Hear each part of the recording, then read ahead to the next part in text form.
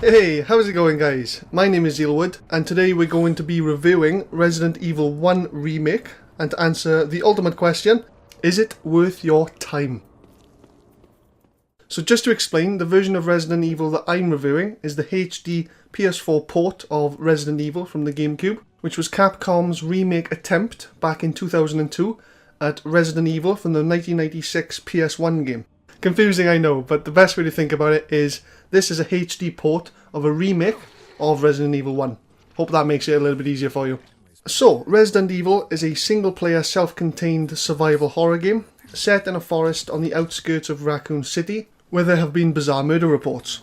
The Raccoon City Police Department dispatched their Special Tactics and Rescue Service, Bravo team, to investigate. Contact with the team was lost, so Alpha Team are dispatched to find out why. You play as either Jill or Chris, two of Alpha Team's 6 members, tasked with finding Bravo Team and investigating the bizarre murder reports. So in a nutshell, you land, you admire the scenery, blow some kisses to a few Doberman, Brad fucks off, and you find a mansion in the middle of the woods, thus starting Resident Evil 1. So aesthetically, the game looks really good and very realistic. The graphics in general give good immersion to the player and really add to the atmosphere of tension and loneliness while playing. Back on the GameCube they look brilliant anyway. This is mainly due to the static pre-rendered backgrounds and realistic character animations. The HD port does give much better lighting effects with enhanced textures and graphic detail over the 2002 original, but nothing game-changing enough to rule out the GameCube version completely. The colours used are very dark and dull to maintain a realistic look, as you would expect. No UI used whatsoever, a feature I love in games of all ages to really maximise the immersion the player feels, especially in a horror game.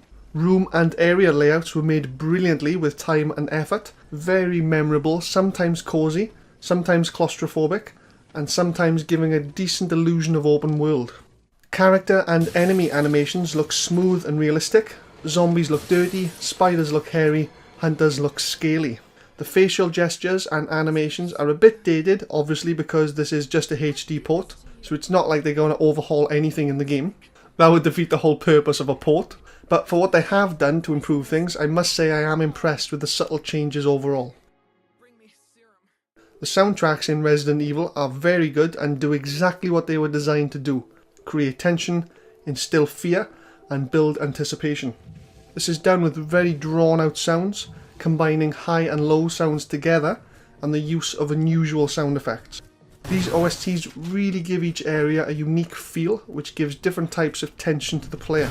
You've got the boss fight OSTs that pump up the tempo to really give a sense of urgency, but you've also got the more gentle cutscenes or save room OSTs that give feelings of momentary safety to break up the dread a bit. Overall high quality iconic music that you won't forget easily. Now for the gameplay. So Resident Evil does have many different modes to choose from before you start playing. Most of them need to be unlocked first, but your starting modes are your generic, very easy to hard. No big difference in gameplay other than less items, more enemies, and you die faster. Enemy placement also gets mixed up a bit on the higher difficulties. Once you have chosen your difficulty and you gain control of your character, you start your survival horror fun. If you're not familiar with Resident Evil games, the fun involves finding items, finding keys, unlocking doors and solving puzzles, all while killing/avoiding enemies, dealing with bosses, and most likely dying quite a few times here and there. You're going to notice some similarities between my Resident Evil 2 review and this one, as they're obviously from the same game series. This particular Resident Evil also has the limited inventory space, meaning you need to be careful with what you bring with you and to decide if it's really needed or not. Remember to utilise the item boxes in the save rooms dotted around the game to inventory manage as well as you can. Also, many of Resident Evil items are very limited, so deciding to either kill enemies or avoid them is a constant consideration. Personally, I'd say try to avoid as much as you possibly can. That way you should always have more than enough ammo for big fights or emergency situations. Although one of Resident Evil's main ambience is eerie and alone, the amount of interaction between the player and other non-hostile characters I feel is just right. Just the right amount of bumping into friends, new characters and mini cutscenes of communication to break up the fear and loneliness just a bit, and to give some character development and storytelling to the player as you progress. While playing, you'll have an assortment of weapons to use against the enemies around the place. Weapons look, sound and feel really good when you shoot with realistic kicks, enemies' reaction and the devastating damage left from your shots. The game retains the fixed camera angles from previous titles that we all know and love, while also having the old school tank controls as well. But on the HD port specifically, you can actually control your characters completely with the analog stick if you choose. This new feature does affect the envelopment from an immersion perspective, as it's clearly impossible to move that fast in real life, but from a purely gaming perspective, it does reduce the difficulty quite a bit. Back on the GameCube, all you had was the tank controls, making it impossible to bypass certain enemies if they're positioned in a certain way. With this new feature, you can spin in circles quickly, bait the zombies grab, then run straight past. I'm not saying this feature is a bad thing, but if you wanted to compare the HD port to the GameCube version, this automatically makes the GameCube version more difficult, as more opportunities to avoid enemies completely are available in the HD port. Shit, it's broken.